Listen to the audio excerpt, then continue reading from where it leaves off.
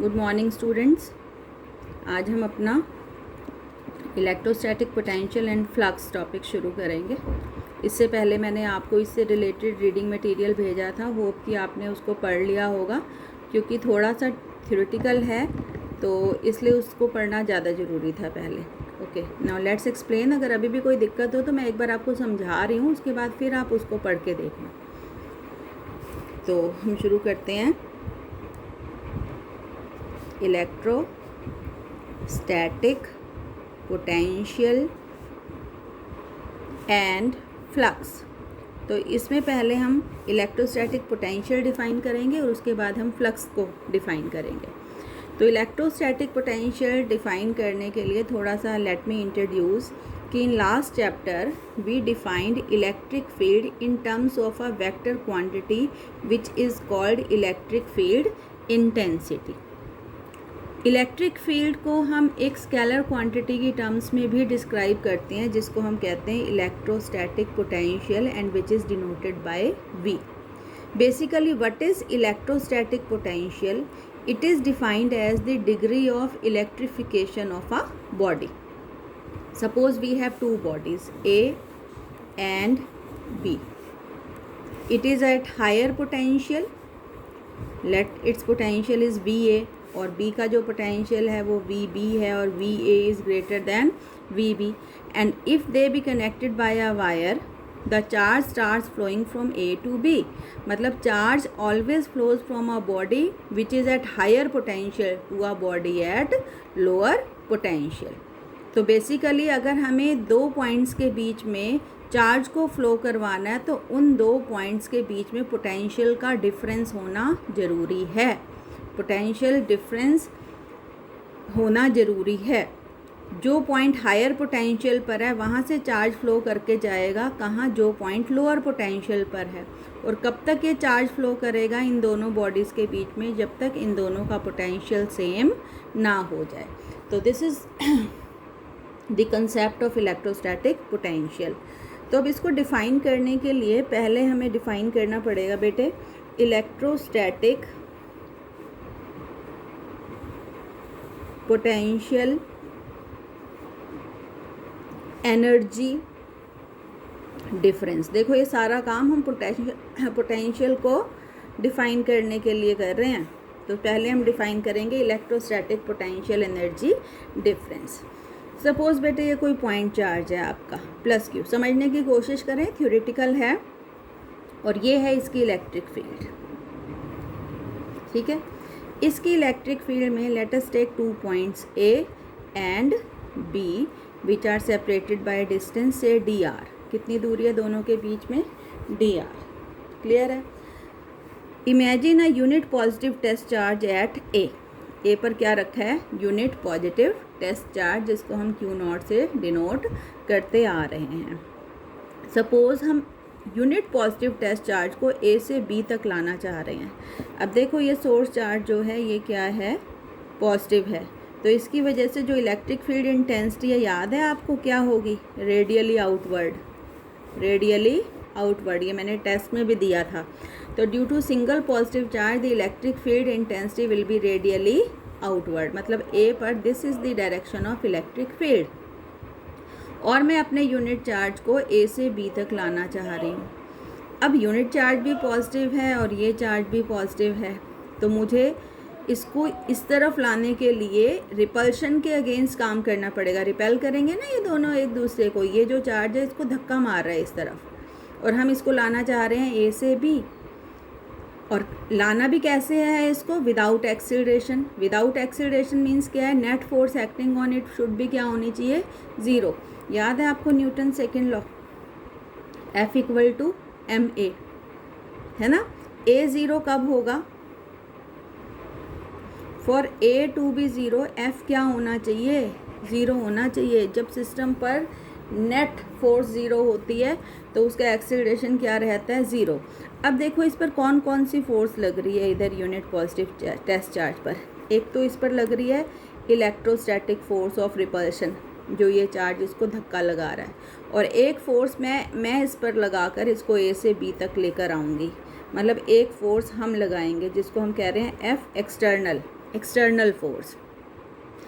तो obviously for net force to be zero, जो हम फोर्स अप्लाई करेंगे, एक्सटर्नल फोर्स जो होगी हमारी, वो क्या होनी चाहिए? इक्वल होनी चाहिए इलेक्ट्रोस्टैटिक फोर्स के, जो इस पर इस तरफ लग रही है, और उसके क्या होनी चाहिए? अपोजिट। उसी कंडीशन में तो नेट फोर्स क्या आएगी इसके ऊपर? ज़ीरो। ठीक है, तो इसके ऊपर एक एक्सटर्नल फोर्स लगाई, इतनी लगाई कि that is equal and opposite to repulsive force, और हम इसको ए से बी तक ले आए through a distance D R. अब ऑब्वियसली इसको लाने के लिए हमें क्या किया होगा? वर्क किया होगा। तो कितना किया होगा? Small amount of work done in taking the charge from A to B. अब आपको याद है वर्क का फार्मूला? बोलो, एफ डॉट एस, यही होता था। तो डी डब्ल्यू, कितनी फोर्स लगाई है आपने? F external. कितना दूरी आप लेके गए हो? D R. ठीक है, इतना आपने वर्क किया है इसको लाने में। और अगर हम ये ले लें कि टोटल वर्क डन अगर हम ले लें कि ए से बी तक लाने में, तो हम इसको इंटीग्रल, कोई भी 2 पॉइंट कहीं भी हो सकते हैं, dot D R A to B. और एफ एक्सटर्नल कितना है आपका? Minus F E. तो it can be written as minus F E dot D R A to B. इतना वर्क डन हमने इस पर किया, small amount of work done A से बी तक लाने में। और ये जितना वर्क डन हुआ हमने वो वर्क डन किस फॉर्म में स्टोर हो जाएगा? In the form of electrostatic potential energy. अब देखो, ए पॉइंट जो था वो भी तो इलेक्ट्रिक फील्ड में ही था। तो ऑब्वियसली जब हमारा चार्ज ए पर था, यूनिट पॉजिटिव टेस्ट चार्ज ए पर था, तब भी तो उसमें कुछ ना कुछ इलेक्ट्रोस्टैटिक पोटेंशियल एनर्जी की क्वांटिटी थी ना। और अब जब हम इसको लेके आए by applying force, by doing work on it, तो वो पोटेंशियल एनर्जी में बदल गया। तो मतलब इसकी पोटेंशियल एनर्जी फाइनली क्या हो गई? बढ़ गई। देखो इसको, सपोज जब ए पर था यूनिट पॉजिटिव चार्ज, तो उसमें कितनी पोटेंशियल एनर्जी थी? 5 जूल। ठीक है, और हम इसको 7 जूल काम करके बी तक ले आए, तो अब इसकी फाइनली कितनी हो चुकी होगी यहाँ पर इलेक्ट्रोस्टैटिक पोटेंशियल एनर्जी? 12 जूल, है ना। तो जो भी वर्क किया गया, it get stored in the form of potential energy. मतलब जो वर्क हुआ ए से बी तक लाने में, वो किसके बराबर हुआ? दोनों पॉइंट्स के बीच में जो पोटेंशियल एनर्जी डिफरेंस था उसके बराबर, है ना। पोटेंशियल एनर्जी बी पर कितनी है? 12 जूल। ए पर कितनी है? Suppose 5 joule. वर्क कितना किया हमने? 7 जूल। तो obviously A to B U B minus U A.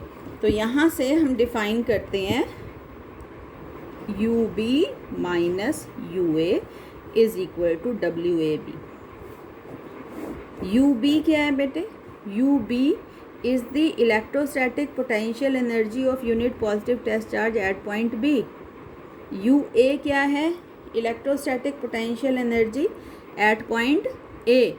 तो इन दोनों पॉइंट्स के बीच में इलेक्ट्रोस्टैटिक पोटेंशियल एनर्जी डिफरेंस किसके बराबर होता है? जितना हम वर्क करते हैं यूनिट पॉजिटिव टेस्ट चार्ज को ए से बी तक लाने में विदाउट एक्सीलरेशन। फिर सुनो क्या डेफिनेशन आएगी। The electrostatic potential energy difference between B and A, B में से ए घटा रहे हैं ना, तभी तो बोल रहे हैं B and A. Electrostatic potential energy difference between 2 points B and A is equal to amount of work done in carrying unit positive test charge from A to B without acceleration। Clear है? Unit क्या होगी electrostatic potential energy difference की? है तो energy जो भी है तो होगी जूल। क्या होगी ऐसा यूनिट? जूल। ठीक है, अब एक नोट अगर हम डिस्कस करें, क्या नोट है कि सपोज़ ये जो ए पॉइंट है ये यहाँ ना हो के कहाँ है? ये इन्फिनिटी पे है। कहाँ है? इन्फिनिटी पे। मतलब अब ये इलेक्ट्रिक फील्ड से बाहर है।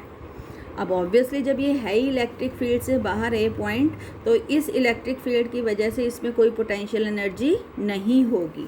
तो देखो एक नोट है कि अगर ए इज़ एट इन्फिनिटी, ए कहाँ हो, इन्फिनिटी पे, तो पोटेंशियल एनर्जी कितनी होगी ए पॉइंट पे, 0। कोई पोटेंशियल एनर्जी नहीं है क्योंकि वो है ही नहीं इलेक्ट्रिक फील्ड में। और अगर यू ए 0 हो जाए बेटे, तो इस इक्वेशन को हम कैसे लिखेंगे, डब्ल्यू ए की जगह क्या आएगा, इन्फिनिटी, ए पॉइंट कहाँ चला गया, इन्फिनिटी पे, बी बराबर है यू बी माइनस यू ए कितना आया है, 0। तो यहाँ से बेटे यू बी कितना आ जाएगा, डब्ल्यू इन्फिनिटी टू बी। तो यहाँ से एक परिभाषा आएगी भाई, बी पॉइंट पर इलेक्ट्रोस्टैटिक पोटेंशियल एनर्जी कितनी है, it is equal to work done in carrying unit positive test charge from infinity to point B without acceleration. Suppose मैं पूछूं भी आपसे, ये इलेक्ट्रिक फील्ड है और यहाँ ये कोई पॉइंट है, यहाँ बताओ इलेक्ट्रोस्टैटिक पोटेंशियल एनर्जी कितनी है। तो यूनिट पॉजिटिव टेस्ट चार्ज को इन्फिनिटी से इस पॉइंट तक लाने में जितना भी हमें काम करना पड़ेगा विदाउट एक्सेलरेशन, उस वर्क डन के बराबर है। सपोज़ मुझे 50 जूल काम करना पड़ा, तो यहाँ पर पोटेंशियल एनर्जी कितनी है, 50 जूल। सपोज़ इस पॉइंट पे पूछूँ भी कितनी है इलेक्ट्रोस्टैटिक पोटेंशियल एनर्जी, तो इन्फिनिटी से यूनिट पॉजिटिव टेस्ट चार्ज को इस पॉइंट तक लाने में जो भी काम करना पड़ा, that is equal to the electric potential energy at this point. Clear है। तो ये हमने डिफाइन किया, electrostatic potential energy difference and electrostatic potential energy. ये सारा काम हम कर रहे हैं इलेक्ट्रिक पोटेंशियल को डिफाइन करने के लिए। तो अब हम आते हैं इलेक्ट्रोस्टैटिक पोटेंशियल डिफरेंस पर पहले, और फिर हम पोटेंशियल को डिफाइन करेंगे। Electrostatic potential difference.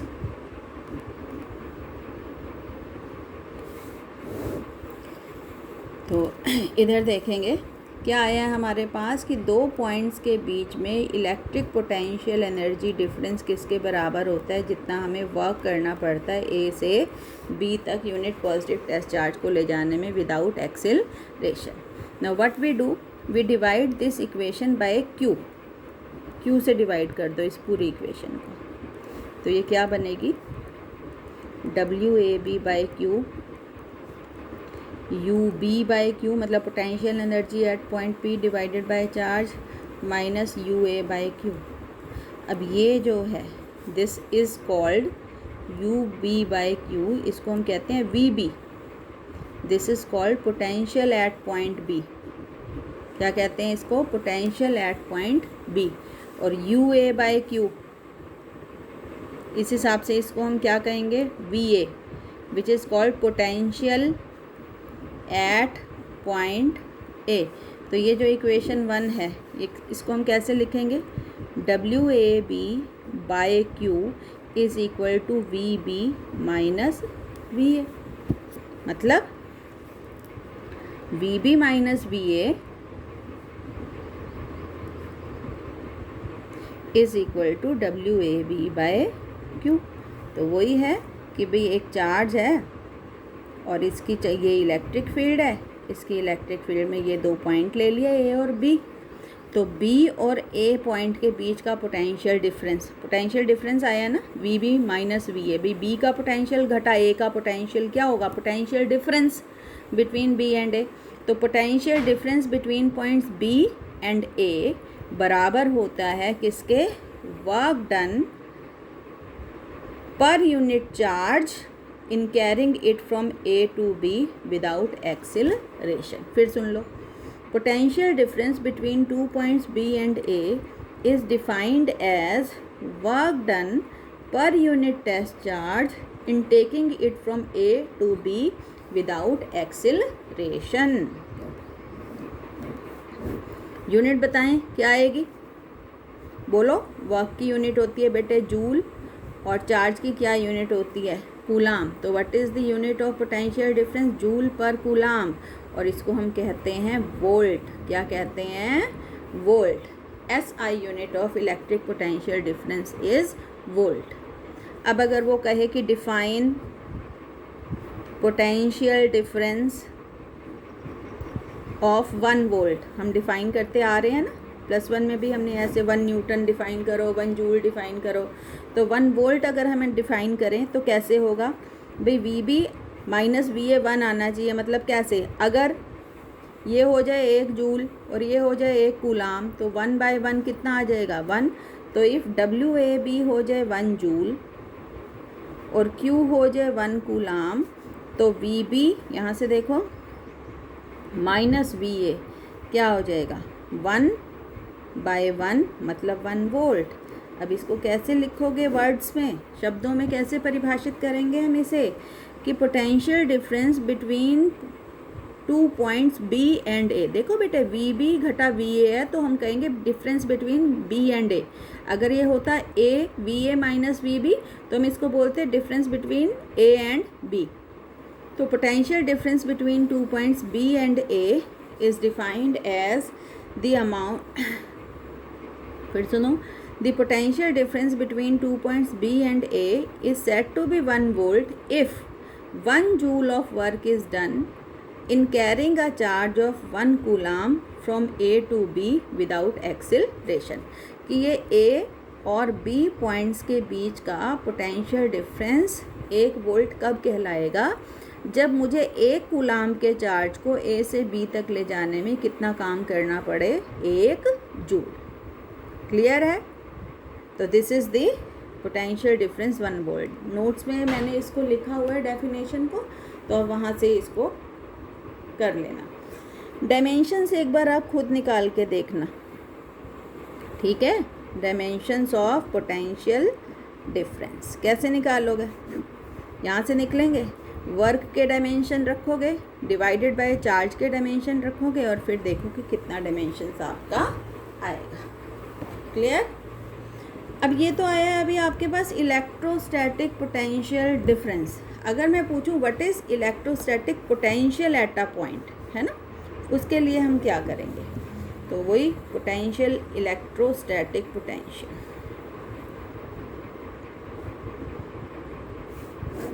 पोटेंशियल माना A पॉइंट जो है ये हमारा यहाँ ना हो के कहाँ है, infinity.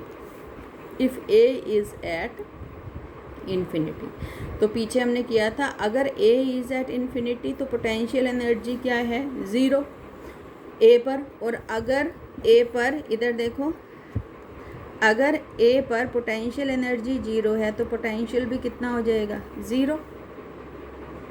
VA is equal to 0। तो यहाँ से इस एक्सप्रेशन से क्या आएगा आपके पास, इस एक्सप्रेशन से VB माइनस VA कितना है, 0 इज़ इक्वल टू W। अब A नहीं है, A कहाँ है हमारा, infinity to B upon Q।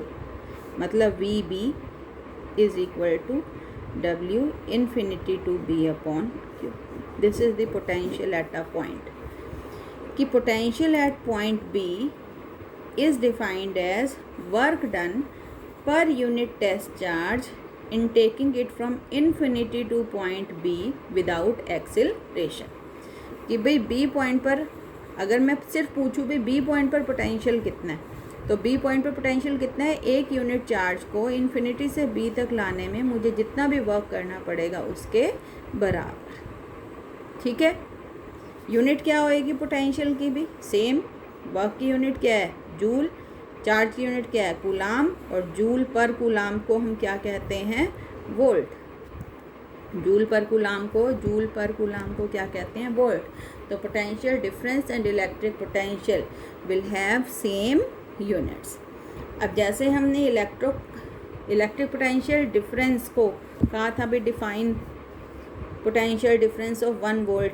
अब अगर हम कहें भाई define electric potential of 1 volt, बोलो कैसे डिफाइन करोगे। ऐसे अगर ये 1 हो जाए और ये भी 1 हो जाए तो VB किसके इक्वल आ जाएगा, 1। कि potential at a point is said to be 1 volt if 1 joule of work is done in taking a charge of 1 coulomb from infinity to point B। Clear है? तो this is all about electrostatic potential difference and electrostatic potential energy. तो देखो इस सब को theoretically है, इन सब को आप एक बार रिवाइज़ कर लेना अच्छे से, दोबारा से पढ़ के। एक बार मैंने आपको समझा दिया और फिर हम इसमें आगे करेंगे potential due to a point charge, conservative field क्या होती है, और इक्विपोटेंशियल सरफेसेस हम किसको कहते हैं। ठीक है, तो ये नोट्स में से मैं एक बार आपको दिखा देती हूँ जो हमने आज काम किया है। मैं इसकी PDF आपको साथ में भेजूँगी।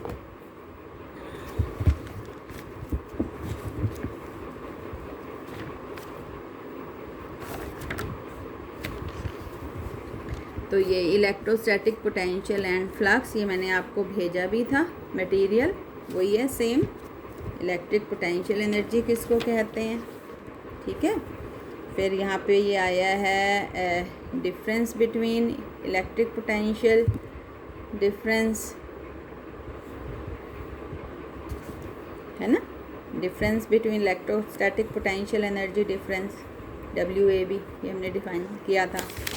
फिर हमने किया इलेक्ट्रिक पोटेंशियल किया है, उसके बाद फिर हमने पोटेंशियल डिफरेंस किया है, यूनिट्स करी हैं, इलेक्ट्रिक पोटेंशियल किया है। तो ये सब PDF में आपको भेजूँगी, इसको आज फाइनल करना और फिर हम करेंगे। Okay, thank you.